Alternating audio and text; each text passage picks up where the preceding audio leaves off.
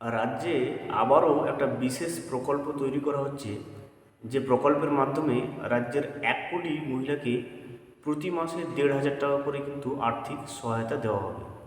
সেই প্রকল্পটি সম্পর্কে আমরা ডিটেলসে জানবো এই ভিডিওতে।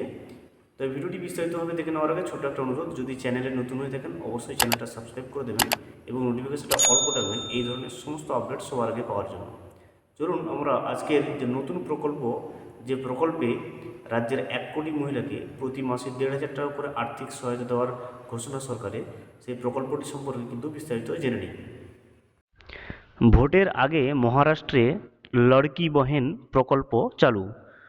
ফের বাংলার মুখ্যমন্ত্রী মমতা বন্দ্যোপাধ্যায়ের জনমুখী প্রকল্পের পথ অনুসরণ করে ভোটে জিততে চাইছে মহারাষ্ট্র। বিধানসভা ভোটের আগে মহিলাদের ভোট পেতে এবার লড়কি বহেন অর্থাৎ মা বোনদের জন্য বিশেষ প্রকল্প চালু করছে মহারাষ্ট্র সরকার।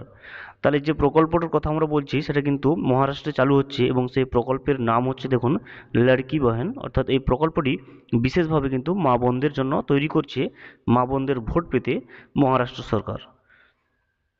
বাংলার মুখ্যমন্ত্রীর লক্ষ্মীর ভাণ্ডার প্রকল্পের এক নকলে একনাথ শিন্ডে সরকার তাদের মুখ্যমন্ত্রী মাঝি লড়কি বেহেন যোজনার কথা ঘোষণা করেন।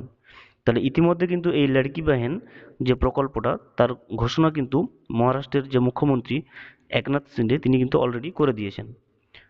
মহারাষ্ট্র সরকারের এই প্রকল্প চালু হয়েছে শনিবার, অর্থাৎ 17ই আগস্ট। তো দেখতে পাচ্ছেন যে শনিবার 17ই আগস্ট কিন্তু ইতিমধ্যে এই প্রকল্পটা কিন্তু চালু করে দিয়েছে। এই প্রকল্পে রাজ্যের প্রায় 1 কোটি মহিলা প্রতি মাসে 1,500 টাকা করে কিন্তু পাবেন। তাই যে প্রকল্প উদ্বোধন করলেন শনিবার 17ই আগস্ট লড়কি বাহেন মা বোনদের জন্য, সেই প্রকল্পে 1 কোটি মহিলা কিন্তু প্রতি মাসে 1,500 টাকা করে কিন্তু পেয়ে যাবেন। উল্লেখ্য, বাংলার মুখ্যমন্ত্রীর লক্ষ্মীর ভাণ্ডারের সাফল্য দেখে মধ্যপ্রদেশ সহ একাধিক রাজ্য কিন্তু মহিলাদের আর্থিক সহায়তা দিতে এমন বেশ কিছু প্রকল্প চালু করেছে। মহিলা ভোটারদের মন জিততে এদিন মহারাষ্ট্রের মুখ্যমন্ত্রী তথা শিবসেনার শিন্ডে প্রধান একনাথ জানান, এই স্কিম মাত্র কয়েকদিন চলবে, ভাবলে কিন্তু মানুষ ভুল করবে।